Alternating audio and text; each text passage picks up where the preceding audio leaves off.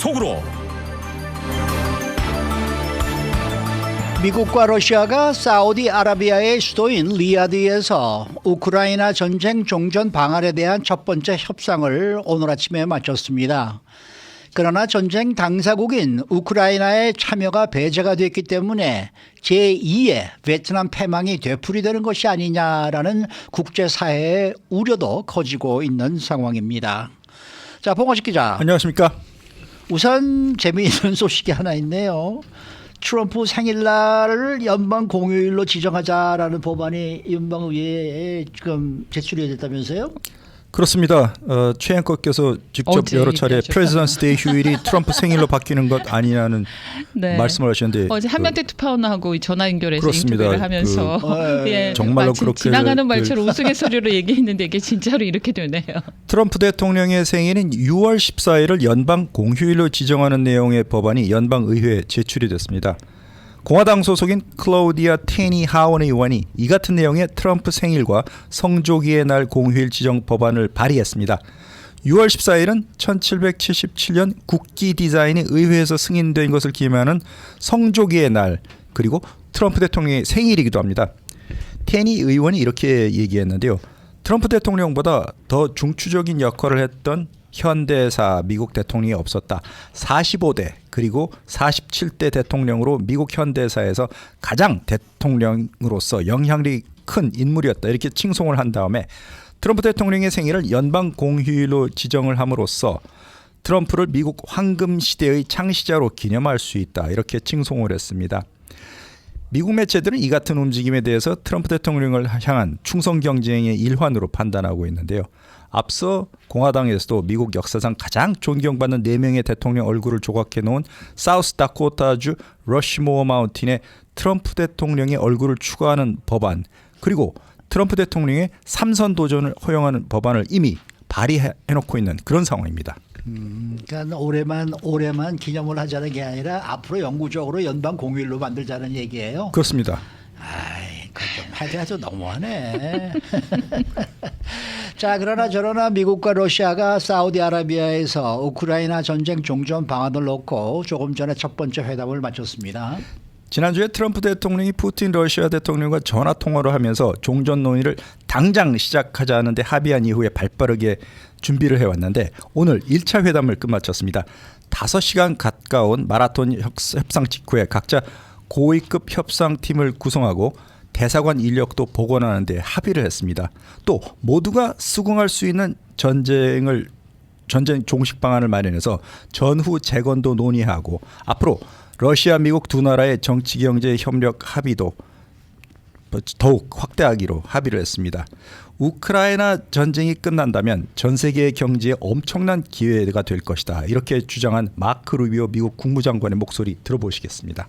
We're going to appoint a high-level team from our end to help negotiate and work through the end of the conflict in Ukraine in a way that's enduring and acceptable to all the parties engaged. 3 years while it's raged, no one else has been able to bring something together like what we saw today because Donald Trump is the only leader in the world that can. So no one is being sidelined here. But President Trump is in a 정작 position 전쟁 주요 당사국인 우크라이나의 참여는 배제가 됐습니다. 미국 측에서는 루비오 국무장관 외에도 트럼프 대통령의 중동 특사였던 딜 메이커로 불리면서 40년 절친인 뉴욕 부동산 업자인 스티브 위트코프가 참여를 했는데 결국 트럼프의 이익을 보장하는 그런 합의가 예상되는 이유입니다. 그리고 마이크 월츠 백악관 국가안보 보좌관도 참석했고요. 러시아 대표단을 보면 세르게이 라브로프 외무부 장관, 그리고 외교 담당 보좌관과 러시아 국부펀드 투자펀드 대표 등으로 구성이 됐습니다. 네. 자, 네. 우크라이나 전쟁 종전 방안을 놓고 이제 첫 회담을 마쳤는데 앞으로 그러면은 종전은 어떻게 될까요? 회담이 또 이어지지 않을까 싶기도 하고요. 네, 아직까지는 탐색전 단계로 보이고 있습니다. 그리고 오늘 첫 번째 회담에서도 war, 전쟁이라는 단어 대신에 conflict, 분쟁이라는 용어로 순화해서 사용을 했는데요. 루비오 장관은 기자들 앞에서 러시아가 평화를 위한 대화에 진지하게 임하고 있는지 판단하기 위한 단계에 접어들었다. 이렇게 얘기했습니다. 그리고 러시아에서도 미국이 러시아 측 입장을 더 잘 이해하게 됐다. 이렇게 주장을 했는데 주미 러시아 대사도 신속하게 임명될 것이다. 이렇게 얘기했습니다. 이번 협상을 계기로 우크라이나 전쟁 이후에 3년 동안 서방이 러시아에 부과했던 경제 제재가 해제되기를 기대한다. 이렇게 희망을 피력했는데 몇 가지 제안을 우리가 갖고 있는데 앞으로 두세 달 내에 더 많은 진전이 이루어질 가능성이 크다. 이렇게 대답했습니다. 그렇지만 50년 전 베트남 전쟁 때 형식적인 평화에 합의를 한 뒤에 미군이 철수했던 역사적인 뼈아픈 경험이 있기 때문에 우크라이나의 미래도 과거 같지 않은 미국 태도 때문에 불투명해지고 동유럽의 불안감도 커지고 있는 그런 상황입니다. 뭐 어차피 첫 번째 미팅이니까 뭐 어떻게 될지는 모르겠습니다만은 어쨌든 협상이 시작이 됐다는 것만 해도 굉장히 긍정적인 면이죠. 그렇지만 그렇습니다. 이제 우크라이나가 전쟁 당사국인데도 지금 빠진 거를 보면은 조금 그쪽에서는 입장이 좀 상당히 좀 이상하게 돼 있는 그런 상황일 텐데 그게 또 우리의 또 눈길을 끌기도 하긴 합니다. 그렇습니다. 피해자 격인 우크라이나로서는 자국의 운명이 걸린 역사적 협상을 아직까지는 지켜만 봐야 되는 처량한 처지인데요. 협상 초기 참여 단계부터 우리도 끼어야 된다 이렇게 강력하게 주장했던 우크라이나로서는 냉혹한 국제사회의 현실을 감지하고 있는 그런 상황입니다. 미국, 러시아 양대 강국의 협상 구도가 유럽 연합의 반발도 자초하고 있는 상황인데요. 평화를 논의하는 출발점부터 당사국이 빠진 상황을 두고 국제사회의 비판, 걱정도 커지고 있는 상황입니다. 우크라이나의 젤렌스키 대통령이 에르도안 튀르키예 대통령과 정상회담을 가지면서 우군 확보에 나섰는데요. 젤렌스키 대통령은 미국이 푸틴 러시아 대통령의 비위를 맞추는 말만 하는 것이 큰 문제다. 이렇게 불만을 드러내기도 했습니다. 네. 우크라이나에서 요구하는 조건들은 어떤 게 있습니까? 일단 러시아로부터 빼앗긴 영토를 반환받고 러시아 군대가 자국 영토에서 철수를 해야 된다. 이렇게 주장했고요. 또 북대서양 조약기구인 나토에 우크라이나가 가입을 해서 지속적인 안보를 보장받아야 된다. 그리고 러시아 군대의 전쟁 범죄도 처벌해야 된다. 이렇게 주장을 하고 있습니다. 그렇지만 전쟁이 3년, 4년째로 접어들면서 우리가 빼앗긴 영토를 전부 반환받아야 된다. 이런 점에서는 젤렌스키 우크라이나 대통령이 다소 유연한 자세로 바뀌고 있는 상황입니다. 원래는 이번 전쟁에서 러시아가 차지했던 도네츠크, 남부 헤르손 이 지역 외에도 11년 전에 이미 빼앗겼던 크림반도까지 돌려받겠다는 것이 우크라이나 요구였는데 영토 100% 수복이 현실적으로 불가능하다는 점은 우크라이나 대통령도 시인했기 때문에 이에 따라서 점령지를 러시아 영토로 인정하지는 않겠지만 돌려받는 일도 미룰 수 있다. 이런 자세로 변하고 있다는 것입니다. 영토의 자주권 포기는 하지 않겠다. 이것이 우크라이나 입장인데 러시아가 지금 우크라이나 영토의 5분의 1가량을 차지하고 있는 상황입니다. 영토 문제에 대해서 양보를 하는 대신에 서방의 안보 우선 아래 들어가는 것을 협상 개시 조건으로 내세웠는데 러시아의 또 다른 침략을 막기 위해서 나토 가입과 같은 안전장치가 반드시 필요하다. 이것이 우크라이나 측의 입장입니다. 네. 우크라이나로서는 뭐 지금이라도 뭐 협상이 지금 진행이 되지는 않고 있는 정식으로 진행이 되고 있지는 않은 상황이니까 원하는 거는 계속 자기들이 고집을 하면서 지금이라도 이 기자회견을 통해서라도 자꾸 얘기를 해야죠. 그렇습니다. 네. 지금 트럼프 행정부는 입장이 어떻습니까? 우크라이나와 유럽, 러시아 모든 나라가 수용할 수 있는 그런 조건으로 타협돼야 된다. 이렇게 강조하고 있는데요. 그럼에도 불구하고 트럼프 행정부는 우크라이나의 북대서양 조약기구 나토 가입은 불가능하다. 이 입장을 명확히 하고 있습니다. 애초부터 러시아 점령지의 러시아 영토화와 더불어서 우크라이나의 중립국화를 러시아 측에서 협상 조건으로 내세웠는데 러시아는 절대로 우크라이나의 나토 가입을 허용하지 않을 태세입니다. 트럼프 행정부가 협상의 최대 쟁점인 나토 가입 문제를 초반부터 피하면서 우크라이나 측의 초반 상황이 다소 불리하게 돌아가고 있는 그런 상황입니다. 네, 그러면은 우크라이나는 과연 어디까지 양보할 수 있는 겁니까? 아까 말씀드린 대로 네. 영토 문제는 네. 다 돌려받지 못하고 또 주권을 다소 포기하더라도 어느 정도는 양보할 수 있지만 나라의 생존이 걸린 안보 보장만큼은 절대로 양보할 수 그렇죠. 없다고 그건 안 네. 되겠죠. 젤렌스키 대통령이 그렇죠. 강력히 주장하고 있습니다. 나토 가입이 불허된다면 다른 방식으로라도 미래 러시아가 다시 침략을 했을 때 어떤 그 방어 태세를 갖출 수 있는지 보장을 해달라는 것입니다. 러시아라는 나라가 언제든지 휴전을 깨뜨리고 다시 침공할 것이라는 걱정이 지금 우크라이나에 퍼지고 있는데요. 나토 가입이 어렵다면 최소한 유엔 평화군이 주둔을 하거나 미군이 들어오거나 아니면은 또 다른 방식으로 우크라이나의 안전을 보장할 수 있는 그런 방안은 양보할 수 없는 마지노선이다 이렇게 주장하고 있습니다. 그리고 젤렌스키 우크라이나 대통령이 마크롱 프랑스 대통령과 전화한 사실도 공개를 했는데요. 안보 보장 역시 강력하고 믿을 수 있는 방안이 돼야 된다.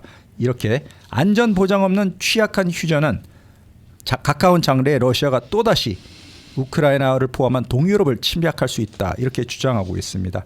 그렇기 때문에 앞으로 이 안보 보장 문제가 어떻게 결론 지어질지 주목되는 사안입니다. 네. 뭐 오늘 회담에서는 뭐 이 협상단을 서로 파견해서 이제 정식으로 평화협정을 맺을 수 있는 협상단을 상호 파견하자라는 것만 지금 이제 합의가 됐다는 그런 보도가 나오고 있으니까 앞으로 뭐 시간이 좀 걸리겠죠. 네, 최소한 몇 네. 달, 몇 개월 정도, 몇 주 가지고는 근데 부족하고. 지금까지 역사를 이렇게 돌아보면 또 어느 순간에 순간적으로 또 이런 게 또 그렇죠. 저 협정을 맺어지는 맞습니다. 경우들이 또 네. 있더라고요. 네. 네, 그렇습니다. 이 젤렌스키 대통령은 뭐 우크라이나가 제2의 아프간이 될 수도 있다 이런 이제 경고를 또 했더라고요. 지금 가장 속이 타들어가는 인물이 아마 젤렌스키 우크라이나 대통령이 아닐까 싶습니다. 독일 공영방송과 인터뷰를 가졌는데요. 지난 2021년에 미군이 아프가니스탄에서 철수했을 때 인간에 대한 생명, 존중이 부족했다. 그것이 바로 큰 비극으로 이어졌다 강조했습니다. 아프가니스탄에서 미국 병력이 너무 빨리 철수를 한 게 화를 불렀다고 젤렌스키 대통령이 주장을 했는데요.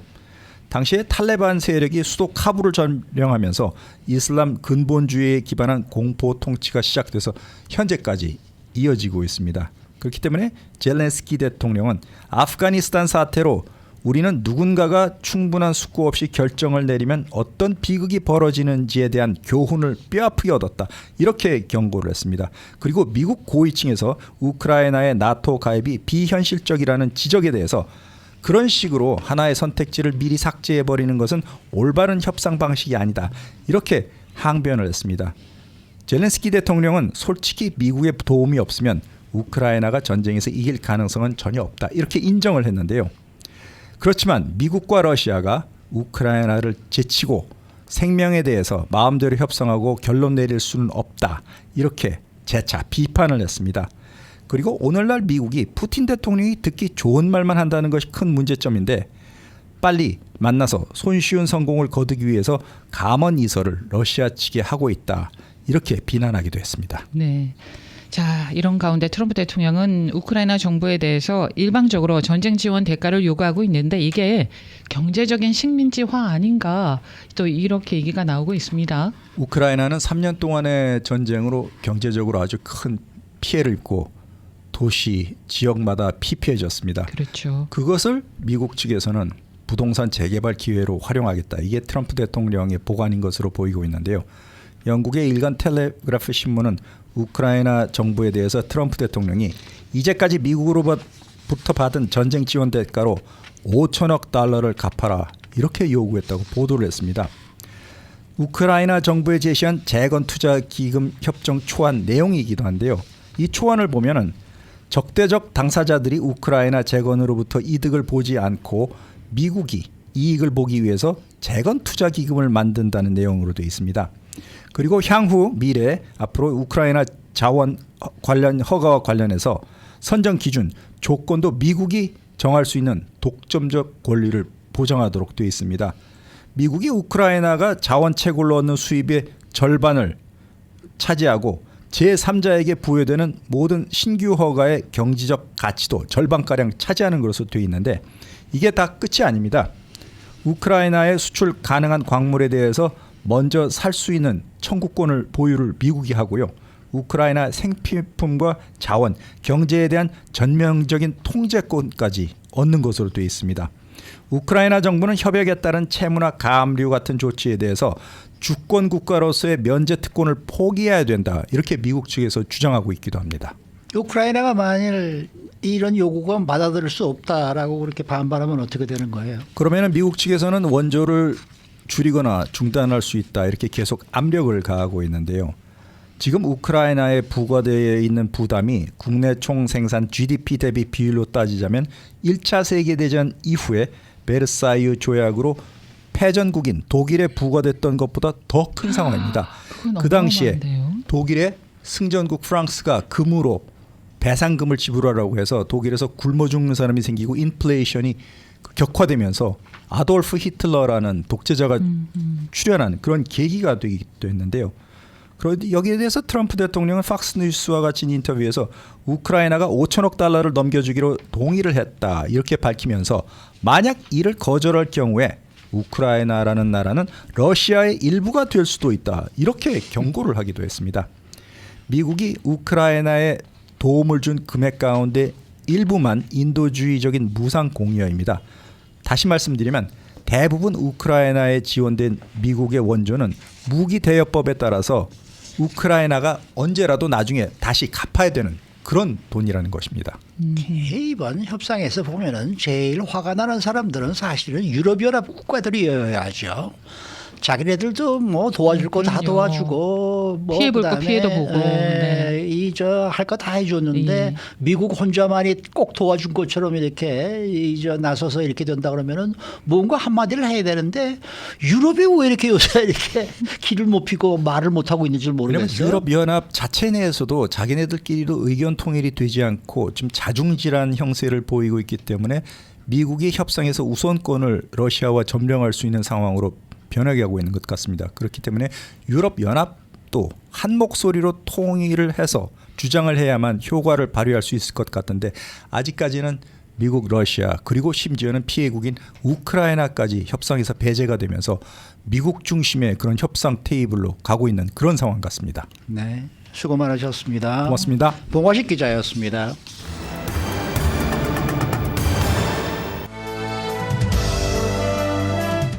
인사이드 아메리카. 네, 어제 프레지던트 데이에 전국 곳곳에서 반 트럼프 시위가 일제히 열렸습니다. 이곳 LA에서는 롱비치에 수백 명이 모여서 이 트럼프 대통령 그리고 일론 머스크를 향해서 비판의 목소리를 냈는데요. 또 캘리포니아 주에서 이 산불 등 자연 재해에 따른 위험이 높아지고 있는데 이 보험국이 정치인들이 팰리세이드와 이튼 등 대형 산불 피해자 또 잠재적인 피해자들을 위한 패키지 구제 법안을 발표했습니다. 그렇지만은 이것이 보험 대란이 악화될 수 있을 것이다라는 우려도 나오고 있습니다. 전혜직 기자. 안녕하십니까. 어제 프레지던트 데이에 LA에서는 트럼프 대통령 그리고 일론 머스크를 반대하는 대규모 집회가 롱비치에서 열렸네요. 네, 맞습니다. 어제는 프레지던트 데이였죠. 전국 곳곳에서 반 트럼프 시위가 있었는데요. 롱비치에도 수백 명의 시위자들이 모였습니다. 이런 시위를 조직한 단체는 50501 운동으로 같은 날 전국 50개 주에서 50개의 시위를 개최하자는 취지로 시작된 겁니다. 지난 5일에 이어 두 번째 시위를 벌인 건데요. 이 일환으로 어제 롱비치 시청 앞에도 400명에서 500명의 시민들이 모여 시위를 진행했습니다. 이들은 Not my president, 즉 내 대통령이 아니다, 이런 슬로건을 내걸었습니다. 시위대는 트럼프 대통령의 정책뿐만 아니라 정부 효율부의 수장으로 활동하고 있는 일론 머스크 테슬라 최고 경영자를 함께 비탄했습니다. 참가자들은 트럼프 탄핵, 펠론 더하기 일론은 트리즌, 즉 중범죄의 일론은 반역죄라는 문구가 적힌 팻말들을 들고 트럼프 대통령이 취임 이후 서명한 여러 행정명령에 대해 강하게 항의했습니다. 지나가는 차량 운전자들은 경적을 울리면서 시위대를 지지하는 모습도 목격됐습니다. 네, 행정명령이 굉장히 많았는데 그 가운데 어떤 행정명령에 대해서 이렇게 크게 항의를 한 겁니까? 사실상 대부분이라고 말할 수 있겠는데요. 네. 시위자들은 특히 기후변화 정책이나 이민 정책, 또 성소수자 그리고 낙태권에 대한 정책을 강하게 비판했습니다. 성소수자 커뮤니티를 지지하는 깃발을 들고 있던 한 시위자는 이익을 추구하기보다는 사람을 우선시해야 한다고 주장하면서 현 행정부가 추진하는 대부분의 정책에 반대한다고 목소리를 높였습니다. 또 다른 사업가는 우리는 통치자나 왕이 아닌 진정한 민주주의를 원한다면서 미국이 현재 매우 심각한 위험에 처해 있고 자기는 가능한 모든 수단을 동원해 이를 보호하고자 한다고 말했습니다. 또 73살의 한 시위 참가자는 베트남 전쟁 반대 시위 이후 처음 집회에 참가한다면서 현재 정치적 상황이 후퇴하는 느낌을 받고 있다고 했습니다. 트럼프 지지자들과 충돌은 없었습니까? 충돌도 있었습니다. 일부 시위 참가자들은 트럼프 대통령을 지지하는 사람들과 격렬한 논쟁을 벌이기도 했습니다. 또 시위대는 오전에 연설을 마친 다음에 오후에 오션 블러바드를 따라 행진을 이어갔습니다. 이 과정에서 트럼프 2024 미국을 다시 되찾자라는 문구가 적힌 붉은 배너를 걸어놨던 발코니를 지나갔습니다. 근데 이때 일부 시위자들과 발코니에 있던 2명의 여성과 격렬한 말다툼이 발생한 겁니다. 또 이런 충돌은 격렬한 시위의 상황을 더욱 부각시켰습니다. 네. 트럼프 대통령뿐만 아니라 일론 머스크에 대한 그 반감도 꽤나 있을 텐데 이에 대한 반응이 또 따로 나온 게 있습니까? 네네. 시위대는 일론 머스크가 정부 효율부의 수장으로서 연방기관의 지출을 삭감하고 직원을 감축하는 조치를 취하고 있다는 사실에 특히나 강한 반감을 표했습니다. 이런 조치들로 인해 많은 공무원들이 일자리를 잃을 위기에 처하기도 했고 또 사회 지원 프로그램들이 축소되거나 폐지되고 있다는 겁니다. 또 시위대는 특히 다양성, 형평성, 포용성을 촉진하는 DEI 정책을 지지하는 프로그램을 타깃으로 일론 머스크가 이 감축을 하고 있다고 하면서 사회적 약자, 소수 집단이 큰 피해를 입고 있다고 주장했습니다. 또 환경보호단체나 과학 커뮤니티는 머스크가 환경보호와 관련된 규제 완화를 지지하면서 기후변화를 위협하고 있다고 이에 대한 우려를 표명했습니다. 그래서 이렇게 시위대가 이번 집회를 통해서 전하고자 하는 것, 얻고자 하는 것은 무엇이었습니까? 보통의 시위가 그렇습니다만 시위 참가자들은 주로 정부 정책에 대한 근본적인 변화, 또 대중의 인식 개선을 목표로 하고 있었습니다. 이들은 반민주적인 정책의 시행을 중단하고 더 많은 시민들이 현재 행정부의 정책이 사회적, 경제적으로 어떤 영향을 미치는지 이해하도록 돕고자 했다고 합니다.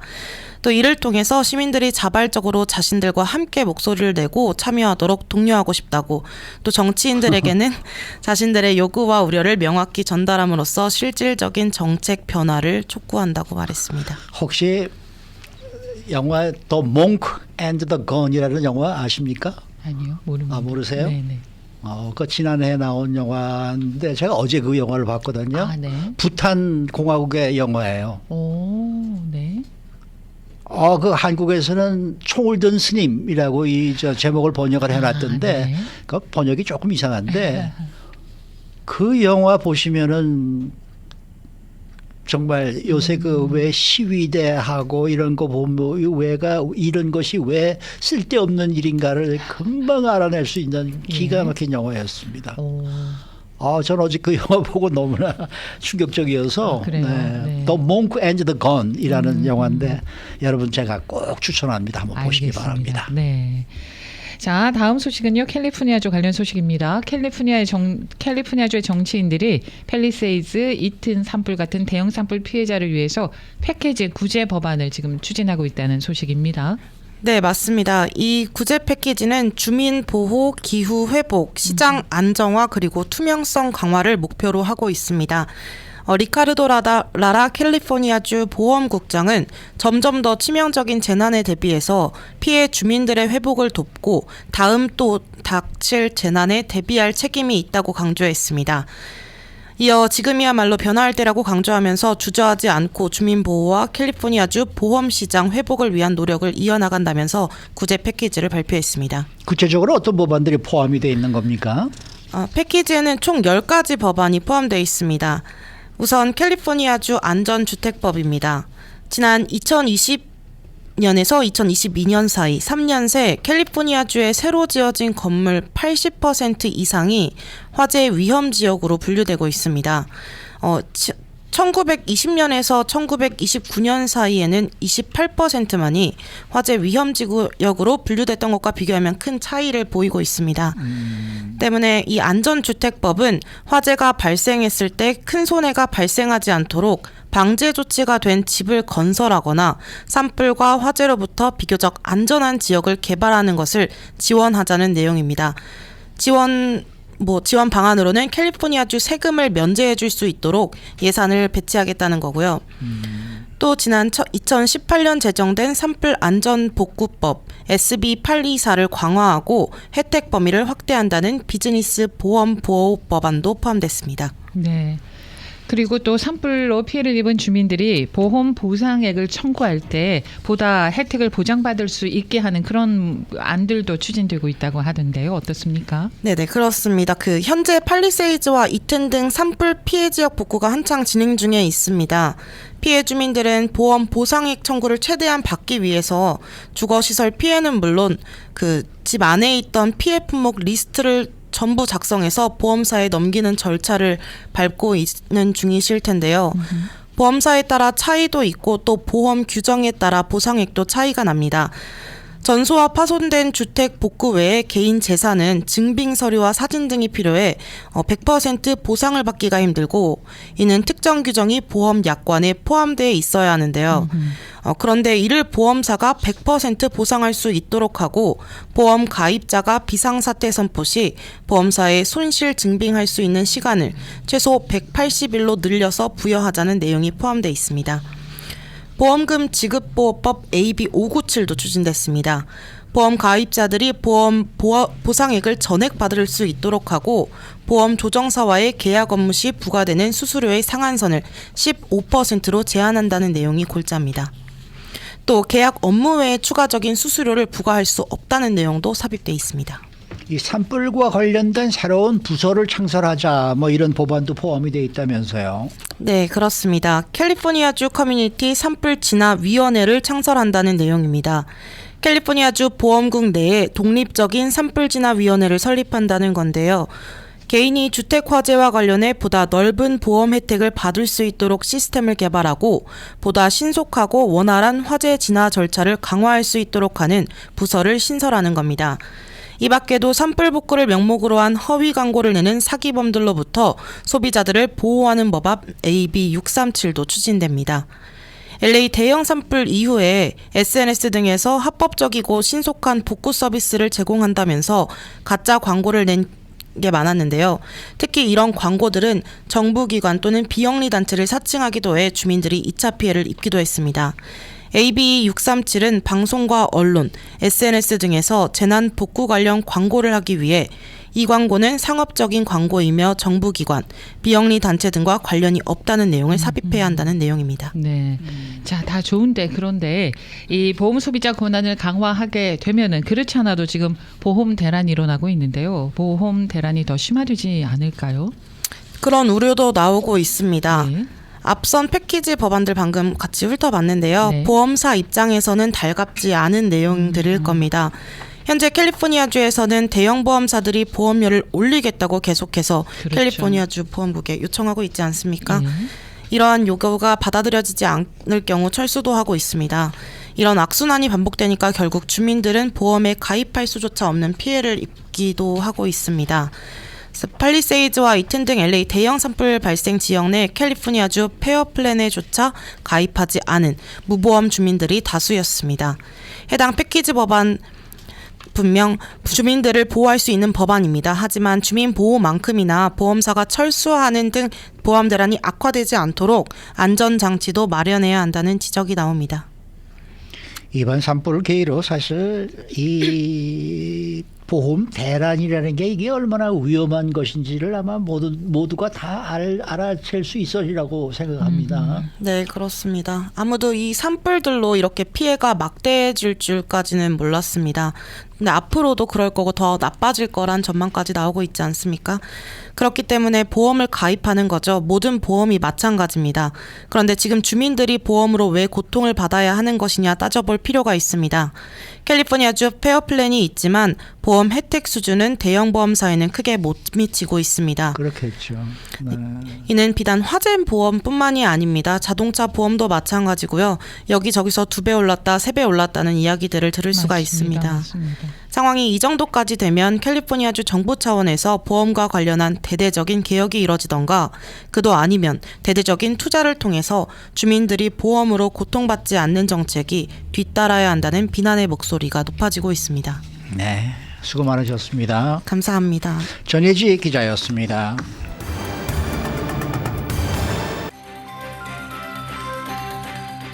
데일리 브리핑.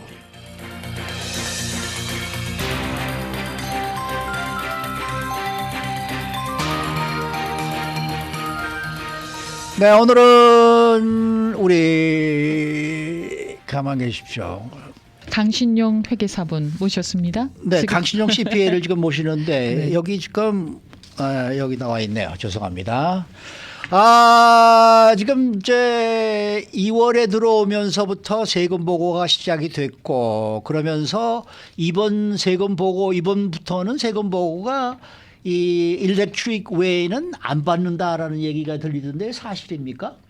대부분 모든 이제 95% 이상이 다 전자세금으로 하고요. 네. 아직도 일부의 사람들은 페이퍼로 보낼 수도 있죠. 근데 페이퍼를 안 받는다 그러더라고요. 이제 상황에 따라서 다르긴 하겠지만 거의 다 이 파일을 하는 시스템으로 바뀐 건 맞습니다.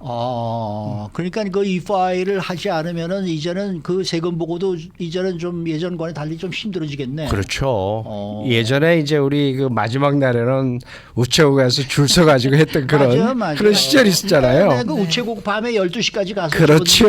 뭐 20년 줄 서고 전. 그랬잖아요. 네, 맞습니다. 맞습니다. 이제 많이 바뀌었죠. 많이 네, 바뀌었네. 네. 모든 게 네. 디지털화됐으니까. 디지털화됐다. Yes, sir. 네. 그러면은 말이죠. 예를 들어서 정말 나는 한 회사에서 일을 해서 예. 한 회사에서 W2 하나만 받고 네. 그다음에 내가 뭐 다른 저 수익이 없다. 네. 이런 경우에 사실 그런 분들은 간단하게 좀 자기가 직접 세금 보고를 할 수 있지 않겠습니까? 그럼요. 굉장히 쉽게 돼 있고 그것도 이제 뭐 프로그램이 할 수 있는 시스템이 많아서 그런 것들은 요새는 많이 판매가 된다면서요. 이제 그 소프트웨어를 파는 데가 있죠. 뭐 터보텍스다 뭐 이제 이런 것들 이제 그거 사가지고 하시는 분들도 있는데 이제 거기에는 또 여러 가지 컨선은 있죠. 왜냐하면 내가 내 거를 할 때 나한테 자꾸 유리하게 쓰는 수가 많죠.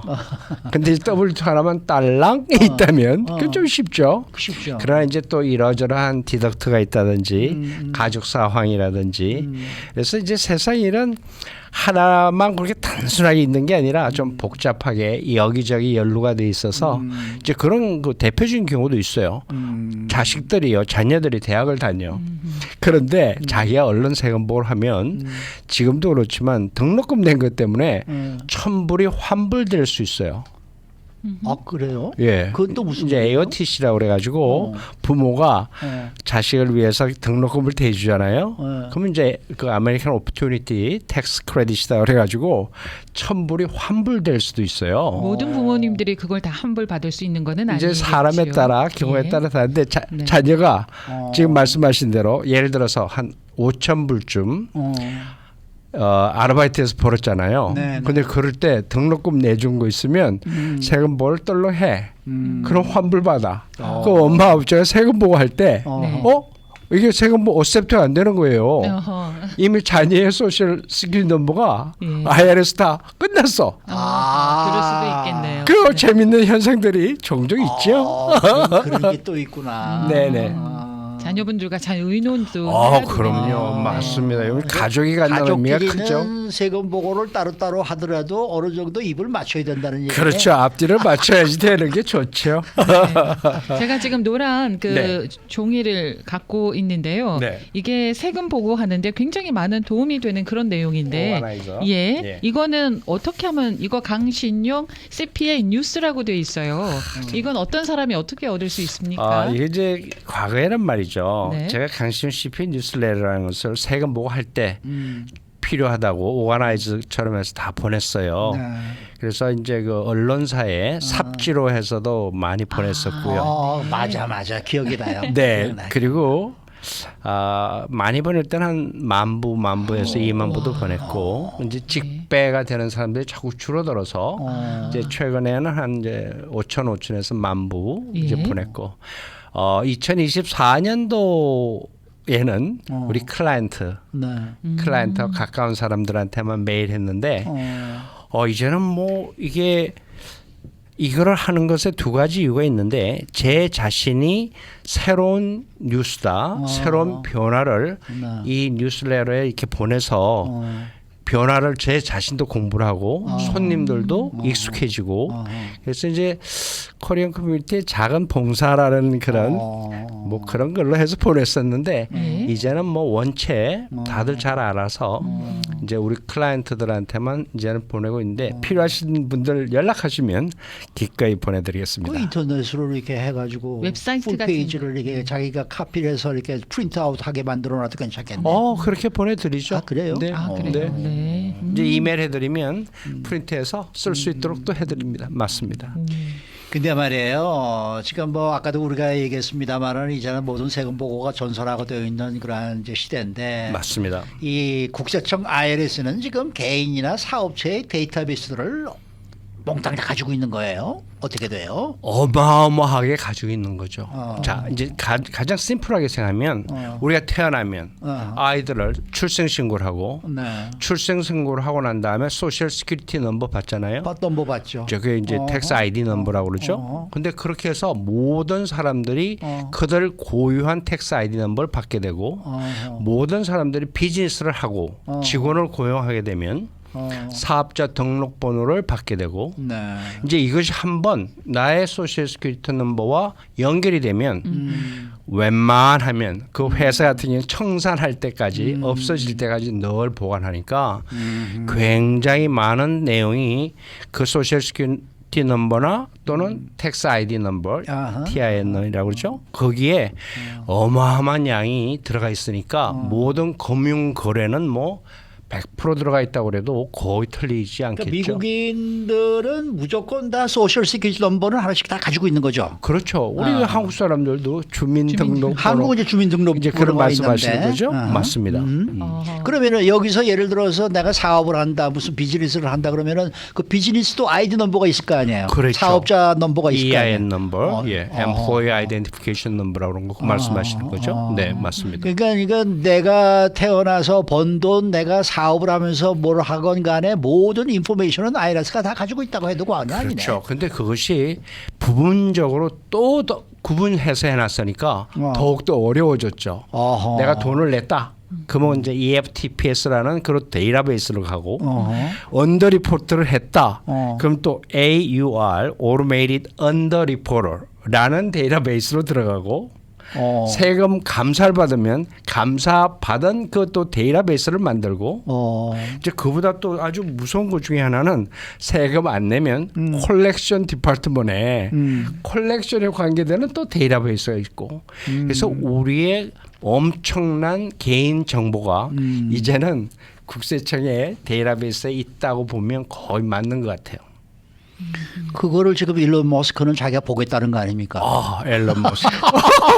도지 말씀하세요. 도지. 네. 정보 효율부. 예. 그러니까 그런 작고 큰 일들이 기록으로 남아 있는 거를 데이터화 해가지고 액세스해내는 찾아내는 거죠. 근데 이제 이게 맞는지 틀린지 모르지만 일주일에 80시간은 일해라. 월급 없다. 머리 좋아야 된다. 이런 친구들이 프로그램을 해서 찾아내는 모습이 요즘 우리를 깜짝 놀라게 할 만큼 너무나 많은 정보가 디지털화돼 있고 숫자는 플러스 마이너스 하면 어디가 이게 똔똔이 돼야 되잖아요. 그죠? 네. 플러스 마이너스에서. 무서운 세상에 우리가 살고 있는 것 같아요. 자, 그런 가운데 네. 공무원 숫자를 지금 큰 폭으로 줄이고 있잖아요. 네. IRS도 피하지 못하지 않습니까? IRS 참 우리 그 한국 공인회계사로서 우리 그 세무서에 들어가 가지고 뭐 이렇게 뭐 옛날에 같으면 좀 이상한 스토리 요즘은 미국에서는 그런 건 없는 것 같아요. 네. 그런데 이 일을 정말 열심히 하느냐는 좀 별개인 것 같아요. 근데 일이라는 게 끝이 없잖아요. 내가 막 하고 나면 또 읽고 또 읽고 그렇잖아요. 그러니까 이제 가능하냐면 철밥통들은 일을 좀 덜 하려고 그러고 이제 그게 IRS에 좀 심각한 것 같아요. 그렇군요. 2021년의 데이터를 보면 IRS 통화를 하려면 평균 13번을 전화를 해야지 됐다는 거예요. 맞아요. 네, 맞습니다. 그래서 엄청, 저희 네. 많은 공인회계사들 전문가들도 IRS나 주정부의 세금 보고 결과를 전화로 대신해 준다. 그런 건 최대한 피해요. 자, 선생님, 이 IRS에서 돈이 안 왔어요. 전화 좀 해주세요. 그러면 정말 어렵습니다. 그래요. 왜냐하면 그러면 직원이 없어서 그런 걸 거다라고 또 사람들이 생각할 수도 있는데 직원이 없는 게 아닌데 예. 그런 거예요? 이제 말하자면 요즘 네. 나이가 드신 분들은 QR 코드를 잘 못 쓰잖아요. 못 식당 쓰죠. 가서 못 하더라도. 쓰죠. 네. 근데 요즘은 전화라면 다 영어로 말을 해요. 맞아요. 뭐 그래서 어떻게 하라, 돌리라고 뭐 하라, 그래요. 뭐 이쪽 눌러라 저쪽 눌러라. 맞습니다. 그러잖아요. 그리고 그 눌러놔도 또 기다리라고 그래. 맞아요. 사람하고 통화하기가요 정말 어려워요. 그러다 보니까 효율적이지 않다라는 효율적이지 말이 않다. 나오는 거죠. 그러니까 그런 거를 좀 고쳐보겠다는 거 아니에요? 지금? 저는 그렇다고 생각합니다. 네. 근데 사실 그래요. 이 연방 뭐 공무원 지금 뭐 줄인다 지금 얘기를 합니다만은 한쪽에서는 내가 솔직히 생각할 때 나 네. 혼자가 생각할 때만 해도 맞아. 그거 한 번은 좀 고쳐야 될 것 같아. 그렇죠. 라는 생각을 하는 분들이 많거든요. 네. 근데 이제 생각보다 많은 부분들이 디지털화됨으로 해서 엄청난 변화를 맞아요. 올 수밖에 없는데 아주 대표적인 게 하나 말씀드리면 이제 지금부터 한 15, 16년 전에 네. 크레딧 카드로 산 모든 거래 내역이 네. IRS하고 CDTFA, 세일즈 텍스안에 다 보고가 됐어요. 아하, 주정부도. 아하. 그러니까 크레딧 카드를 이게 지점마다 놓고 썼어요. 어허. 그러니까 예를 들면 지점이 다섯 군데 있는데 세 개밖에 안 집어넣었다고요. 그럼 IRS 컴퓨터가 찾아냈어요, 그거를. 이제 AUR 뭐 그런 디파트먼트죠. 찾아내가지고 왜 세일즈 텍스 보고는 예를 들면 100만 불밖에 안 했는데 크레딧 카드 사용 내역은 왜 120만 불이냐. 그게 이제 디지털에서 된 그거 비교. 수상하네. 예, 그 감사들 많이 나왔죠. 근데 재밌는 것들은 한 회사에 크레딧 카드 2개 놓고 쓴 사람들도 있었어요. 하나는 보고하고 하나는 보고 안 하고. 또 그렇게도 있어요. 그런 것들이 찾아내주고 그러면서 효율적으로 많이 발전한 거죠. 맞아요. 이 세금 감사를 할 때 어떤 경우에 이 정보 파일이 참고가 되는 거예요? 이제 아무래도 뭐 이제 automatically 언더 리포트 된 것을 비교하는 이제 또 그런 마스터 파일도 있으니까 이제 그 짝하고요. 현실적으로 가장 위험한 거는 회사에서 누군가가 서류 보따리를 들고 가서 이제 이실 짓고 하는 거죠. 우리 회사에서 이렇게 우리 코리안 커뮤니티도 실제 유명한 몇 개 회사에서는 그런 일이 있었죠. 근데 그렇게 현실적으로 지금도 일어나고 있는 거는 노동청의 문제입니다. 자, 난 노동청에서 이렇게 일을 했는데 어떤 회사에서 이렇게 불법으로 나를 고용인으로서 처리를 했다. 그런 게 있죠. 네. 그다음에 EDD에서도 내가 unemployment insurance를 받아야 되는데 내 세금보험을 제대로 안 해줬다. 네. 직접 가서 얘기를 하죠. 이제 그래서 현장에 있는 사실을 가져가는 경우는 아주 위험하고요. 근데 이제 모든 비즈니스가 데이터가 있고 데이터가 좀 컨시스턴트 하잖아요. 네. 근데 아주 unusual한 경우에는 미리미리 편지로 스테이트먼을 넣어서 이러한 스페시픽 케이스가 있다라고 하면 거의 틀림없이 그게 받아들여지는데 문제가 생겼을 때 가서 말을 하면 안 되는 거지. 잘 인정을 안 해주는 수가 많죠. 네, 그러면은 컴퓨터 데이터베이스가 네. 오류가 날 때도 있지 않아요? 아, 그거 하면 큰일 나는데 네. 지금 실제로 그런 일들이 저희는 있다고 믿는데 예. 그게 EFTPS라는 시스템에서 모든 음. 돈을 페이먼트 하면 그 페이먼트 기록이 착착착해서 우리 기록하고 IRS 기록이 맞아야 되는데 네. 중간에 음흠. 또 다른 금융기관이 들어가고 그 금융기관은 그것이 해킹이 되거나 바이러스가 있을 때문에 또 체크업을 해요. 그러니까 이제 돌아가는 단계가 세 단계, 네 단계 되면서 네. 차이가 나는 수가 실제로 있어요. 아, 네. 그래서 편지가 와. 늦었다. 추가로 내라. 네. 누락됐다. 그걸 해결하는데 엄청난 시간과 노력과 참 그때 효율성이 없다라는 걸 절실하게 느낍니다. 아, 맞습니다. 네. 그렇군요. 우리 한국 분들이 왜 예전에 무슨 장사를 하시거나 이렇게 뭘 하실 때 보면은 현금화해서 이렇게 장독에다가 묻어놓는 분이 많이 계셨잖아요. 그 옛날에 참 좋은 시절이죠. 네, 그런 분도 굉장히 많았거든요. 네. 근데 그런 분들이 요즘 돈을 쓸 수가 없대요. 현금을 가지고 다니면서 현금으로 꼭 돈을 내야 되는데 네. 그 뭐 웬만한 비행기표 하나도 벌써 몇천 불인데 그렇죠. 그걸 현금으로 가서 주고 그러면은 그런 게 또 나중에 또 뭐 이렇게 이렇게 좀 역추적을 추산돼 당할 가지고 수가 또 그것도 또 잡힌다나 그렇죠. 그러더라고요. 근데 이제 그 현금에 대해서 간단하게 재밌는 스토리. 50만 불이 있다. 네. 그러면 놀러도 못 간대요. 왜요? 불안해서 그거 도둑 맞을까 봐. 도둑 맞을까 봐. 근데 그거 어디다 디파짓도 못 하잖아. 디파짓도 못 해요. 네. 차도 못 사요. 차도 네. 못 사. 집 살 때도 못 사요. 맞아. 아무래도 그래서- 마켓만 가야 돼요. 마켓만 가야 돼. 참 네. 그래서 현금은 정말 현금 비중이 자꾸 줄어들고 그러는 게 우리의 현실입니다. 네, 맞아요, 알겠습니다. 맞아요. 자, 오늘 말씀 잘 들었습니다. 네. 감사합니다. 네. 강신혁 CPA 함께 했습니다.